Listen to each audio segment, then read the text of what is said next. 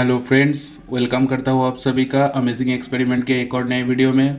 तो फ्रेंड्स, आज सुबह में जब मैं इस रिलाइफ के 6 पोर्ट वाले चार्जर से मैं अपना एक डिवाइस चार्ज कर रहा था, ठीक है। तो यहाँ पे ये अचानक से इसके अंदर एक आवाज़ आया और बहुत बुरी तरीके से एक स्मेल भी आ रहा था। तब मैंने देखा कि इसके अंदर जो डिस्प्ले है इसके अंदर कोई भी लाइट नहीं आ रहा था, ठीक है।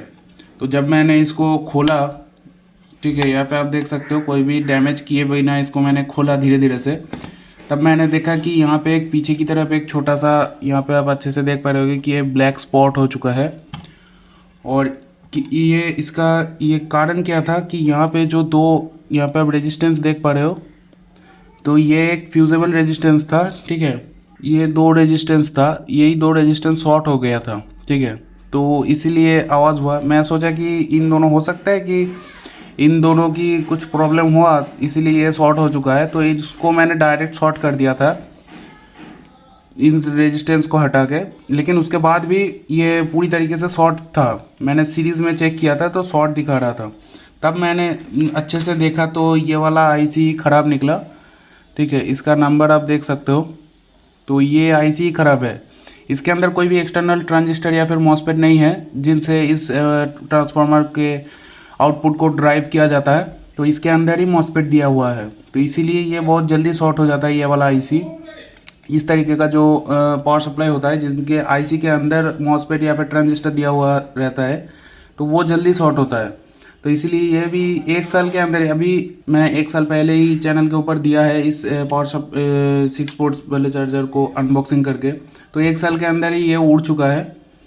तो ये वाला आईसी ज़्यादा दिन तक नहीं चलता है क्योंकि इसके अंदर मॉसफेट दिया हुआ रहता है। तो मॉसफेट जब हीट होगा तो वो इस आईसी को भी शॉर्ट कर देगा, ठीक है। तो इसीलिए ये आईसी ख़राब हो चुका है। तो जब मैंने इसको देखा, जब बहुत सारे यूट्यूब में आपको बहुत सारे वीडियो भी मिल जाएगा कि इसको किस तरीके से रिपेयर किया जाता है इस आईसी अगर ना मिले तो मैंने भी ये वाला एसटीआर मॉड्यूल ख़रीद के देखा, ठीक है। ये वाला 3 तार वाला जो एसटीआर मॉड्यूल होता है, ये वाला, तो ये वाला भी ख़रीद के देखा और लगाया भी, लेकिन चल तो रहा था। ये पावर सप्लाई ऑन भी हो जा रहा था, ठीक है। ये पावर सप्लाई ऑन भी हो रहा था इस मॉड्यूल से, लेकिन उसके अंदर भी एक प्रॉब्लम आ रहा था। तो वो प्रॉब्लम क्या है और उसका सॉल्यूशन मैं यूट्यूब पे कभी भी कहीं भी ढूंढ नहीं पाया। मतलब यूट्यूब में मैं इसके प्रॉब्लम के बारे में भी सर्च किया तो मुझे नहीं मिला। तो इसलिए मैं सोचा कि आप लोगों को एक वीडियो बना के दिखाया जाए, तो हो सकता है कोई एक बंदे को भी अगर सॉल्यूशन इसका अच्छा लगा तो बहुत बढ़िया। पहले मैं ये वाला यूज़ करके देखा क्योंकि ये मेरे पास पड़ा हुआ था, इसीलिए मैं ये वाला यूज़ किया। ये बहुत ही कम वाट के पावर सप्लाई के अंदर यूज़ होता है, 70 से 80 वाट के पावर सप्लाई के अंदर, ठीक है। तो ये भी लगा के देखा, इससे भी ये पावर सप्लाई ऑन हो जा रहा था लेकिन प्रॉब्लम आ रहा था। उसके बाद मैंने जब इसको लगाया तब इसमें भी सेम प्रॉब्लम आ रहा था, लेकिन पावर सप्लाई चालू हो रहा था। ऐसा नहीं है कि पावर सप्लाई चालू नहीं हो रहा था, पावर सप्लाई आराम से चालू हो रहा था, लेकिन फिर भी प्रॉब्लम था। ये दो पावर सप्लाई से तो ये प्रॉब्लम, मेरा जो प्रॉब्लम था वो सॉल्व नहीं हुआ। उसके बाद मैं जब ये 524 वाला जो मॉड्यूल आता है, 524 वोल्ट का जो मॉड्यूल आता है, ये वाला मॉड्यूल, तो ये मैंने लगाया। उसके बाद ये प्रॉब्लम सॉल्व हुआ, ठीक है। तो वीडियो को पूरा देखना, मैं बताऊंगा डिटेल के साथ कि किस तरीके से इसको अच्छे से रिपेयर कर सकते हो और कौन से 6 पोर्ट चार्जर के अंदर ये वाला 524 वाला मॉड्यूल सपोर्ट करेगा, सारी चीज़ें मैं बताऊंगा। तो इससे प्रॉब्लम क्या आ रहा था, इससे मैंने जब कनेक्ट किया इन दोनों चीज़ों को, इन दोनों के साथ जब मैं इसको कनेक्ट किया था, पावर सप्लाई ऑन हो रहा था, ठीक है। इस पर डिस्प्ले भी आ रहा था, लेकिन ये डिस्प्ले फ्लिकर कर रहा था, ठीक है। एक तो ये प्रॉब्लम था कि डिस्प्ले फ्लिकर कर रहा था बहुत ज़्यादा, ठीक है। आप बोलोगे कि इस वाले मॉड्यूल के पीछे तो एक छोटा सा एक पोटेंशियोमीटर दिया हुआ रहता है, तो इनसे ये फ्लिकर करने वाला प्रॉब्लम सॉल्व किया जा सकता है, इसके मतलब इसके जो फ्रीक्वेंसी है उसको बढ़ा के। लेकिन मैं उसको भी बढ़ा के देखा, उसके बाद भी ये प्रॉब्लम सॉल्यूशन नहीं हुआ। उसके बाद मैं इस एसटीआर मॉड्यूल को थोड़ा सा मतलब मॉडिफाई करके देखा कि उससे प्रॉब्लम सॉल्व हो रहा है कि नहीं। फिर वो भी फेल रहा, वो आइडिया भी फेल था। या उसके बाद मैं यह 524 वाला मॉड्यूल ख़रीद के लेके आया। उसके बाद जब मैं इसको कनेक्ट किया तब ये फ्लिकर करने वाला प्रॉब्लम भी सॉल्व हो गया। और जो दूसरा प्रॉब्लम था, ठीक है, वो है कि आप फ्लिकर तो कर रहा है, ठीक है, आप उसको छोड़ दीजिए, फ्लिकर कर रहा है। उसके बाद जैसे आप कोई भी डिवाइस, मतलब यहाँ पे अगर 3 डिवाइस एक साथ कनेक्ट कर दिया तो ये पावर सप्लाई शट डाउन हो जा रहा था। ठीक है, क्यों हो रहा था? क्योंकि हो सकता है कि STR मॉड्यूल के मैक्सिमम स्विचिंग लिमिट को भी ये पार काट जा रहा था। उसके बाद भी सेकेंडरी साइड पे, मतलब इस पावर सप्लाई के सेकेंडरी साइड पे वोल्टेज प्रॉपर नहीं आ पा रहा है। इसीलिए ये ओवर करंट प्रोटेक्शन मोड को ऑन करके पावर सप्लाई को ऑटो शट डाउन कर दे रहा था। इसके अंदर भी एक फीचर्स दिया हुआ रहता है, प्री बिल्डेड है, कि अगर मान लो कि यहाँ पे आपने इसको कनेक्ट किया, ठीक है, इस STR मॉड्यूल को कनेक्ट किया और सेकेंडरी साइड पे आप कुछ ओवर वोल्टेज या फिर शॉर्ट सर्किट वाला कोई कनेक्ट किया, जिसके लिए ये बहुत ही हाई करंट का डिमांड कर रहा है इस ट्रांसफार्मर के थ्रू, तो वोल्टेज बहुत ज़्यादा डाउन हो जा रहा था। तो इसके अंदर आप एक छोटा सा ऑप्टोकॉपलर देख रहे हो, ये इसके फीडबैक को देता है। मतलब ये जलता है जब मतलब मान लो कि यहाँ पे जो डिमांड, वोल्टेज का डिमांड है वो पूरा हो चुका है, तो ये ऑप्टोकॉपलर ये इस IC को, मतलब ये जो STR मॉड्यूल आप कनेक्ट करोगे इसको बता देगा कि हाँ वोल्टेज आ चुका है, आप स्विचिंग बंद कर दो। तो ये ऑप्टोकॉपलर के थ्रू होता है, ठीक है। लेकिन हम मान लो कि यहाँ पे चारों मोबाइल, जितना पोर्ट है आप उतने सारे मोबाइल को कनेक्ट कर दिया, तो यहाँ पे हाई वोल्टेज और हाई करंट का डिमांड करेगा, ठीक है। जब ये यहाँ पे हाई करंट का डिमांड करेगा तब ये ऑप्टोकॉपलर इसको बताएगा कि अभी वोल्टेज नहीं आया है, तो आप स्विचिंग को बढ़ाते जाओ। लेकिन इसका तो एक मैक्सिमम लिमिट होता है ना, इसका भी एक मैक्सिमम लिमिट है। तो जैसे ही वो लिमिट को क्रॉस कर जाएगा, फिर भी वोल्टेज वहाँ पे नहीं आया है, मतलब सेकेंडरी साइड पे नहीं आया है, तो ये मॉड्यूल क्या सोचेगा कि ओवर, मतलब यहाँ पे कुछ शॉर्ट सर्किट हुआ है, इसीलिए ये हाई करंट का डिमांड कर रहा है, तो इसलिए ये आउटपुट को बंद कर देगा, ठीक है। और यहाँ पे इसका ड्यूटी साइकिल भी फुल हो जा रहा है, तो इस केस में भी ये ओवर वोल्टेज प्रोटेक्शन को ऑन कर देगा, तो इसीलिए ये ऑटोमेटिक शट डाउन हो जा रहा था, ठीक है। एक डिवाइस जब कनेक्ट कर रहा हूँ तो चल रहा है, लेकिन फ्लिकर भी बहुत ज़्यादा बढ़ जा रहा था। मतलब यहाँ पे आप एक तरीके से सोच सकते हो कि यहाँ पे जो वोल्टेज का डिमांड है, जो एम्पेयर का डिमांड है नॉर्मली, वो ये वाला मॉड्यूल फुलफिल नहीं कर पा रहा था, इसीलिए ये फ्लिकर कर रहा था। अब बहुत सारे लोग बोलेंगे कि इस पूरे सर्किट को फेंक दो। उसके बाद यहाँ पे आप देख सकते हो कि पिन है, इसके अंदर एक 5 वोल्ट का, मतलब 12 वोल्ट का एक एडाप्टर या फिर 5 वोल्ट का एक एडाप्टर लगा के डायरेक्ट कर दो। नहीं भाई, ऐसा नहीं होता है, तो डायरेक्ट करने से नहीं चलेगा, ठीक है। क्योंकि इसके अंदर आप देख सकते हो, इसके अंदर टोटल यहाँ पे 9 पिन्स हैं। 9 पिन्स का अलग अलग काम है। यहाँ पे जो 3 पिन है, ये इस बड़े वाले जो कैपेसिटर है, मतलब ये जो कैपेसिटर लगे हुआ है, ये 16 वोल्ट 2200 MFD का कैपेसिटर लगा हुआ है। यहाँ पे 16 वोल्ट 2200 MFD का कैपेसिटर यहाँ पे लगा हुआ है। यहाँ पे जो इस साइड का जो 3 पिन है, ये आप देख सकते हो इस कैपेसिटर के पॉजिटिव साइड से आ रहा है, यहाँ से, ठीक है, इस वाले पॉइंट से आ रहा है। और यहाँ पे जो नेगेटिव वाला है, मतलब कैपेसिटर का जो नेगेटिव वाला हिस्सा है, वो इस बीच वाले में से आ रहा है। मतलब ये 3 और ये 3 सेम है, ठीक है, ये 3 वाला पिन और ये 3 पिन सेम है। लेकिन यहाँ पे जो एक पिन है, ये जो लास्ट वाला, यहाँ पे जो छोटा सा लास्ट वाला पिन देख रहे हो, ये वाला पिन सिंगल है। आप देख सकते हो इसका लाइन अलग है, ठीक है। तो ये क्या करता है, ये इस पिन के थ्रू कम्युनिकेट करता है। अंदर वाला जो बोर्ड है और बाहर वाला जो बोर्ड है, मतलब ये वाला जो सेक्शन है, IC है, ये 2 IC कम्युनिकेट करता है, ठीक है। ये सारे IC कम्युनिकेट करता है। इसीलिए अगर आप सोचोगे, और एक दूसरा चीज़, यहाँ पे जो 2 पॉइंट आप देख रहे हो, सिर्फ 2 पॉइंट यहाँ पे शॉर्ट है। ये वाला, इसका सेक्शन अलग है, ठीक है, इसका सेक्शन अलग है, ये दूसरा पॉजिटिव है, ठीक है। ये एक पॉजिटिव हुआ और ये एक पॉजिटिव है। इसका काम क्या है मैं आपको बताता हूँ। यहाँ पे आप देख रहे हो 16 वोल्ट 2200 MFD का कैपेसिटर लगा हुआ है। ये सारे कैपेसिटर सेम है, लेकिन एक और जो यहाँ पे एक अकेला कैपेसिटर है, इस कैपेसिटर का अगर मैं आपको वैल्यू दिखाऊं, तो यहाँ पे आप देख पा रहे हो कि ये 10 वोल्ट का है, 10 वोल्ट 680 MFD। ये वाला कैपेसिटर से ही, ये वाला जो कैपेसिटर का पॉजिटिव हिस्सा है, इससे ही यहाँ पे कनेक्शन आता है इस इंडक्टर के थ्रू, ठीक है। फिल्टर होने के बाद इस पॉइंट पे आता है। मतलब ये मान लो कि इस साइड पे, ठीक है, इसके अंदर इस पावर जो 6 पोर्ट चार्जर है इसके अंदर QC 3.0 और PD पिन है। तो ये जो दो पिन हैं ये फास्ट चार्जिंग प्रोटोकॉल को सपोर्ट करता है, मतलब 12 वोल्ट तक ये सपोर्ट करता है, ठीक है। ये जो पिन है ये फास्ट चार्जिंग को सपोर्ट करता है। तो इन दोनों पिन में वोल्टेज 12 वोल्ट तक आ सकता है, लेकिन इन सारे पिन में तो 12 वोल्ट नहीं आएगा ना, इन सारे पिन में 5 वोल्ट ही रहेगा हमेशा। लेकिन इन दोनों पिन में वोल्टेज बढ़ सकता है जो आप डिवाइस करोगे उसके अकॉर्डिंग, ठीक है। इन दोनों पिन का सेक्शन अलग है, इनका सेक्शन अलग है।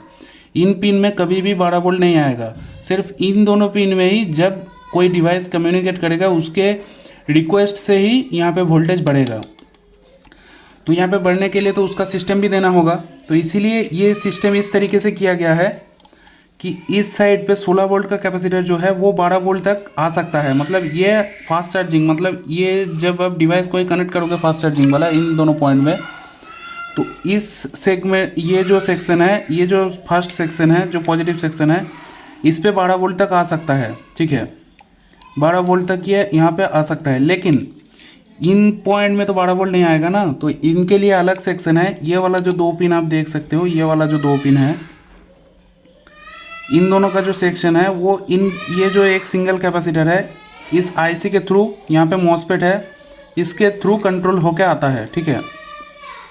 इसके थ्रू कंट्रोल होता है, इसका सिस्टम यही है। मान लो कि इस साइड पे कितना भी वोल्टेज आ जाए, मतलब 12 वोल्ट तक यहाँ पे आ जाए, लेकिन इस साइड में जो यहाँ पे जो दो पॉइंट है इनमें 5.2 वोल्ट ही हमेशा रहेगा।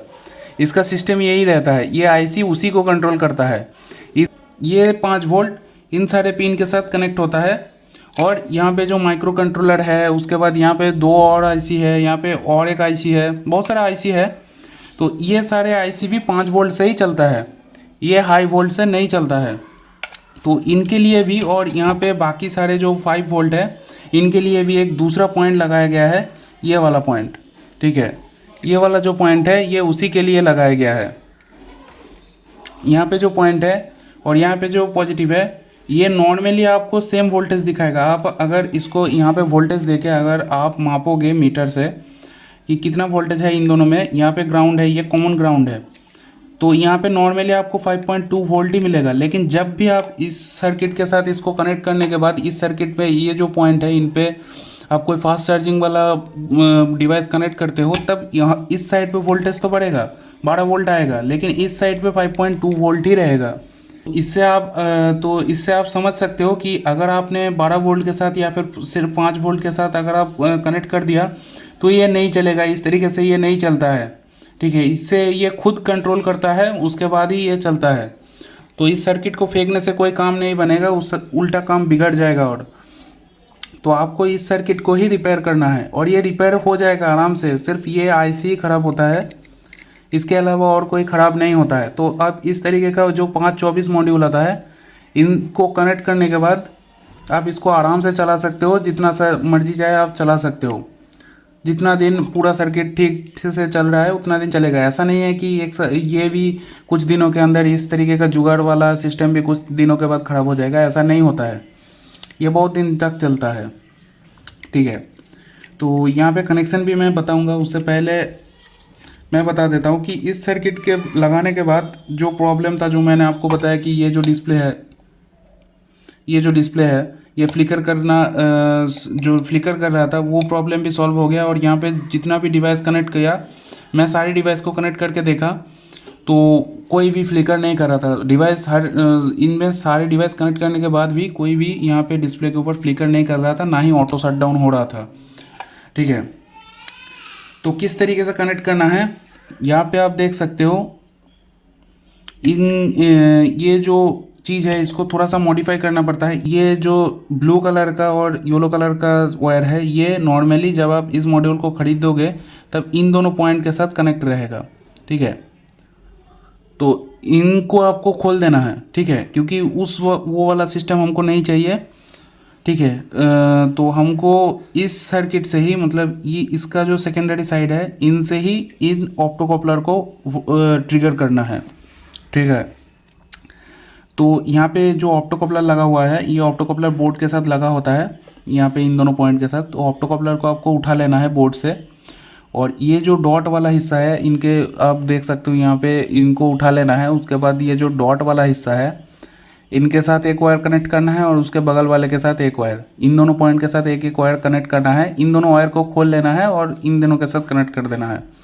उसके बाद जिस पर आप डॉट देख सकते हो और ये वाला ब्लू वाला वायर डॉट के साथ कनेक्टेड है, यहाँ पे भी एक जो ऑप्टो कपलर लगा हुआ है इसके यहाँ पे भी एक डॉट देख सकते हो, एक डॉट है।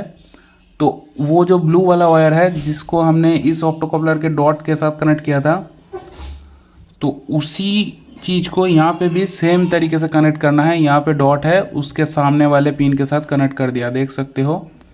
और उसके बाद जो येलो वाला वायर है, जिस तरीके से यहाँ पे डॉट के बगल वाले पॉइंट के साथ कनेक्ट किया था, यहाँ पे भी सेम कनेक्ट किया है, ठीक है। उसके बगल वाले पॉइंट के साथ कनेक्ट कर दिया है, येलो वायर को उसके बगल वाले पॉइंट के साथ कनेक्ट कर दिया है।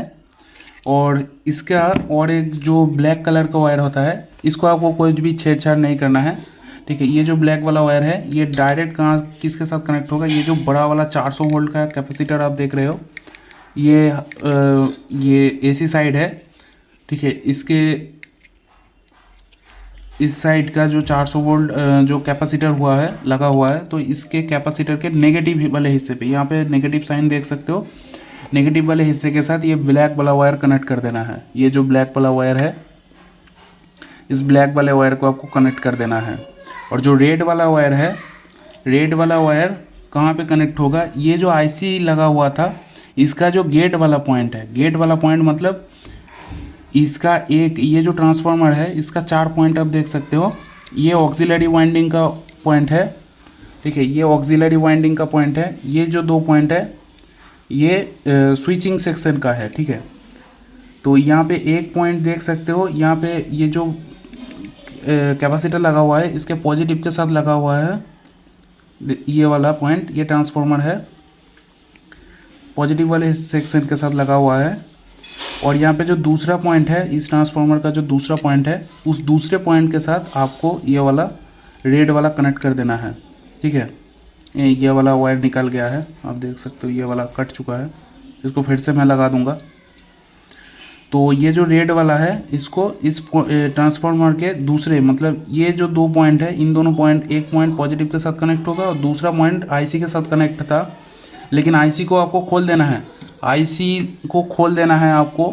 यहाँ पे आप देख सकते हो मैंने भी आईसी को खोल दिया है।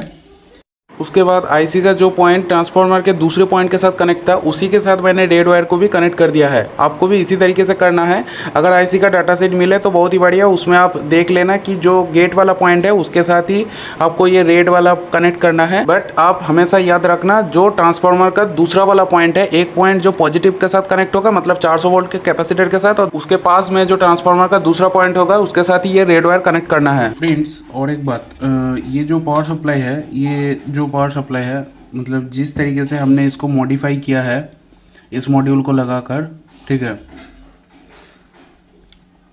तो ये कितने तक, मान लो कि ये तो 6 पोर्ट का चार्जर है, लेकिन अभी तो 8 पोर्ट का भी आ चुका है, ठीक है, 8 पोर्ट वाला भी आ चुका है, 10 पोर्ट वाला भी हो सकता है। तो उस केस में ये मॉड्यूल क्या सपोर्ट करेगा, तो ये जो पावर सप्लाई है ये 100 वाट का है, ठीक है। यहाँ पे आप ये जितने भी पोर्ट है, ये जो 4 पोर्ट है, ये 5 वोल्ट 3 एम्पेयर तक आउटपुट दे सकता है। मतलब जो मैक्सिमम आउटपुट ये 3 पोर्ट दे सकता है वो है 5 वोल्ट 3 एम्पेयर, ठीक है। तो उस केस में एक एक पोर्ट में 15 वाट का आउटपुट हो सकता है, ठीक है। एक एक पोर्ट 15 वाट का आउटपुट दे सकता है, तो 4 पोर्ट मिला के होता है 60 वाट, ठीक है। इन चारों पोर्ट का टोटल आउटपुट है 60 वाट, और इन दोनों पोर्ट का आउटपुट होता है 20 वाट, एक एक पोर्ट का 20 वाट। तो यहाँ पे एक पोर्ट का 20 वाट, दूसरे पोर्ट का 20 वाट, 40 वाट हो गया। तो 40 + 60 तो 100 वाट का हो गया टोटल। ये जो पावर सप्लाई है, मतलब यहाँ पे जो पावर सप्लाई लगाया गया है, तो ये 100 वाट का पावर सप्लाई है। तो आपको 524 वाला मॉड्यूल 100 वाट के पावर सप्लाई के जितना भी आप 6 पोर्ट चार्जर है आपके पास, अगर कोई दूसरे मॉडल का भी है, तो उसमें ये वाला मॉड्यूल आराम से चल जाएगा, क्योंकि वो 100 वाट के अंदर ही आता है। 100 वाट के ऊपर जितने भी पावर सप्लाई होता है तो उसके अंदर मैंने लगा के नहीं देखा है। तो आपके पास अगर 100 मतलब जो 8 पोर्ट वाला जो चार्जर होता है, अगर उस तरीके का चार्जर आपके पास है और वो ख़राब हो चुका है, उसका आईसी मार्केट में नहीं मिल रहा है, तो आप इस तरीके से ये जो 524 वाला मॉड्यूल है जिस तरीके से मैंने बताया उस तरीके से लगाने के बाद अगर चल रहा है तो ठीक है, अगर नहीं चल रहा है फिर भी डिस्प्ले फ्लिकर कर रहा है, कोई डिवाइस कनेक्ट करने के बाद वो शट डाउन हो जा रहा है, तो उस केस में आप समझ ही सकते हो कि 824 वाला मॉड्यूल भी उस तरीके का चार्जर के लिए बहुत ही कम पड़ जा रहा है, मतलब प्रॉपर एम्पेयर वो भी नहीं दे पा रहा है। तो आपको कोई दूसरा आइडिया लगाना पड़ेगा। लेकिन ज़्यादातर लोगों के पास ये 6 पोर्ट वाला चार्जर ही होते हैं, तो उनके अंदर आप 24 मतलब ये जो 524 वाला मॉड्यूल है, ये वाला मॉड्यूल आराम से यूज़ कर सकते हो, कोई भी प्रॉब्लम नहीं आएगा। तो इसको लॉन्ग टर्म में भी आप यूज़ कर सकते हो, कोई प्रॉब्लम नहीं आएगा, मेजर प्रॉब्लम नहीं आया है, मैं भी चेक करके देखा। 6 पोर्ट वाला जितना भी चार्जर आता है उसके अंदर आप ये 524 वाला मॉड्यूल ही यूज़ करना, ठीक है। ये वाला मॉड्यूल यूज़ करना भी सिंपल है, कोई भी ऐसा परेशानी वाली बात नहीं है। हाँ, आपको ये वाला मॉड्यूल आप इसके अंदर लगा के मतलब आप इसके अंदर नहीं फिट कर सकते, ठीक है, क्योंकि ये इसका साइज़ बहुत बड़ा है तो ये फिट नहीं होगा, इसके अंदर आप फिट नहीं कर सकते। तो इसको आपको बाहर से ही लगाना पड़ेगा। यहाँ पे अब इसको जस्ट यहाँ पे बाहर ही रखना होगा। ये इस पैकेट के अंदर आप इसको भर दीजिए। ये जियो पैकेट के अंदर ये आता है। ये पैकेट भी, ये वाला पैकेट भी बहुत ही अच्छा पैकेट है। और यहाँ पे पीछे की तरफ इसका जो आप यहाँ पे जो ट्रांजिस्टर देख रहे हो, ठीक है, इसके पीछे की तरफ एक हीट सिंक लगा देना, ये वाला छोटा सा हीट सिंक, ये ठीक है, ग्लू की मदद से, जो हीट पेस्ट वाला ग्लू आता है उसकी मदद से यहाँ पे लगा देना। या फिर आपके पास अगर मॉसफेट को अटैच करने वाला जो हीट सिंक आता है जिसके अंदर यहाँ पे एक होल भी दिया होता है, आप स्क्रू की मदद से, जो ये वाला स्क्रू होता है, इस वाले स्क्रू की मदद से आप हीट सिंक को इस ट्रांजिस्टर के साथ आराम से लगा सकते हो। कि इसके अंदर हीट सिंक लगाना बहुत ज़रूरी है। अगर ये लॉन्ग टर्म में जब चलेगा तब ये वाला ट्रांजिस्टर हीट होगा, ठीक है, ठीक है। तो इसके लिए आपको हीट सिंक ज़रूर लगाना है। आपको मार्केट के अंदर भी किसी भी इलेक्ट्रॉनिक शॉप के अंदर आपको मिल जाएगा, 10-20 रुपये के अंदर एक सिंगल हीट सिंक आपको मिल जाएगा, आप उनसे भी ख़रीद के लगा सकते हो। तो हीट सिंक ज़रूर यूज़ करना। और इस वाले मॉड्यूल को इस तरीके से हीट सिंक को कसने के बाद यहाँ पे आप थोड़ा सा छेद कर देना, ठीक है। इस पैकेट को थोड़ा सा काट के इसके अंदर लगा देना, तो ये अच्छे से रह जाएगा, कोई भी प्रॉब्लम नहीं करेगा। और यहाँ पे भी थोड़ा सा पीछे थोड़ा सा होल कर देना, ठीक है। ज़्यादा होल मत करना क्योंकि देखने में भी अच्छा नहीं लगेगा। तो यहाँ पे पीछे की तरफ यहाँ पे छोटा छोटा गैप दिया हुआ है, तो यहाँ पे 4 वायर है, 4 वायर के लिए थोड़ा सा या इन तीनों को काट लेना, ठीक है, बीच में से। तो ये इसका होल का जो गैप है वो बढ़ जाएगा, तो आप ये जो 4 वायर है ये आराम से निकल जाएगा, ठीक है। तो ये अच्छा रहेगा ये वाला आइडिया। इसको आपको बाहर ही रखना होगा। अगर बाद में अगर कहीं पे आईसी अगर मिल गया, ठीक है, ये मेरे केस में तो ये आईसी कहीं भी नहीं मिला मेरे को, इसलिए मेरे को इस तरीके का लगाना पड़ रहा है। तो आप पहले मार्केट में जाके या फिर ऑनलाइन पे अपना जो आईसी है, ठीक है, वही ढूंढने की कोशिश करना। अगर मान लो कि आईसी का जो यहाँ पे मेरा जो आईसी है इसका ऊपर वाला दिख रहा है नंबर क्या है इस आईसी का, लेकिन अगर आपके केस में ये वाला नंबर नहीं दिख रहा है, आईसी ही पूरा उड़ चुका है, तो आप तो आईसी नहीं देख सकते, आपको यही वाला मॉड्यूल लगाना पड़ेगा। 524 वाला मॉड्यूल ही यूज़ करना, तो ये वाला मॉड्यूल ही यूज़ करना पड़ेगा उस केस में। अगर आईसी का नंबर दिख रहा है तो आप पहले आईसी को ऑनलाइन पे या फिर ऑफलाइन पे ढूंढने की कोशिश करना। आईसी अगर मिल जाए तो अच्छा है, ना मिले तो आप ये वाला मॉड्यूल यूज़ आराम से कर सकते हो। कोई भी पावर सप्लाई के अंदर आप ये वाला मॉड्यूल आराम से यूज़ कर सकते हो, नो प्रॉब्लम। तो मैं एक बार आपको लगा के भी दिखा देता हूँ। जो ब्लू वाला वायर था ये कट गया था, तो मैंने इसको भी रीसोल्ड कर दिया है, ठीक है। यहाँ पे देख सकते हो सारे वायर को मैंने उसी तरीके से कनेक्ट किया जिस तरीके से मैंने आपको बताया। तो इसको मैं बाहर ही रखता हूँ अभी। जब मैं इसको पूरा फिक्स्ड करूँगा तब मैं इसको आराम से पूरा फिक्स्ड कर दूँगा। तो यहाँ पे जस्ट मैं आप लोगों को टेस्ट करा के दिखा देता हूँ। और एक बात, जब भी आप इस मॉड्यूल को लगाने के बाद या फिर नया आईसी लगाने के बाद मान लो कि आप दूसरा आईसी भी मिल गया, तो वो लगाने के बाद हमें डायरेक्ट आपको 220 वोल्ट में नहीं चेक करना है, एक सीरीज़ बल्ब के थ्रू चेक करना है, सीरीज़ लाइन पे चेक करना है, ठीक है। क्योंकि हो सकता है कि दूसरा कंपोनेंट ख़राब हो, इसके लिए पूरा सर्किट जल जाए। तो आप हमेशा पहले जो टेस्टिंग करोगे वो सीरीज़ लाइन पे टेस्ट करना है। जब पूरा ओके हो जाए, आप पूरा कंफर्म हो चुके होंगे कि हाँ पावर सप्लाई पूरा ठीक हो चुका है, टेस्टिंग वगैरह करके देख लिए कि हाँ ये डिवाइस पूरी तरीके से ओके हो चुका है जैसे पहले चल रहा था, तब आप इसको नॉर्मल 220 वोल्ट के साथ कनेक्ट करना। अदरवाइज़ नया मॉड्यूल या फिर नया आईसी लगाने के बाद भी अगर सीरीज़ बल्ब में शॉर्ट दिखा रहा है तो आप दूसरे कंपोनेंट्स को भी चेक करके देखना। हो सकता है कि दूसरा कंपोनेंट शॉर्ट हो आईसी की वजह से, लेकिन फर्स्ट टाइम जो आप टेस्ट करोगे वो हमेशा सीरीज़ लाइन पे चेक करना, वो सेफ्टी रहेगा।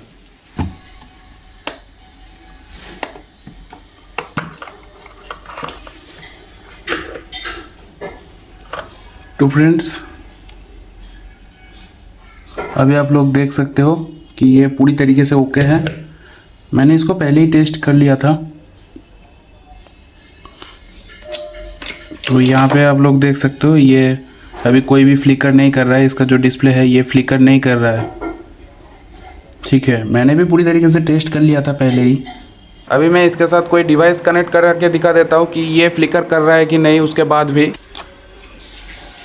तो फ्रेंड्स अभी मैं एक फास्ट चार्जिंग वाला डिवाइस कनेक्ट करता हूँ।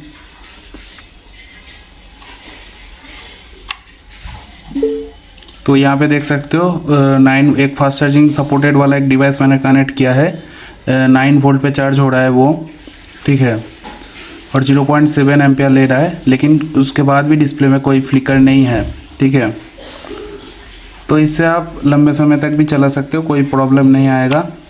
तो फ्रेंड्स मैंने आपको इस डिवाइस को रिपेयर करने का एक बहुत ही अच्छा सॉल्यूशन भी बताया। जो प्रॉब्लम मैंने फेस किया उस प्रॉब्लम के बारे में भी मैं बताया और उसका सॉल्यूशन भी मैंने आपको प्रोवाइड किया। तो वीडियो अगर पसंद आया है तो वीडियो को लाइक करके चैनल को सब्सक्राइब कर लेना।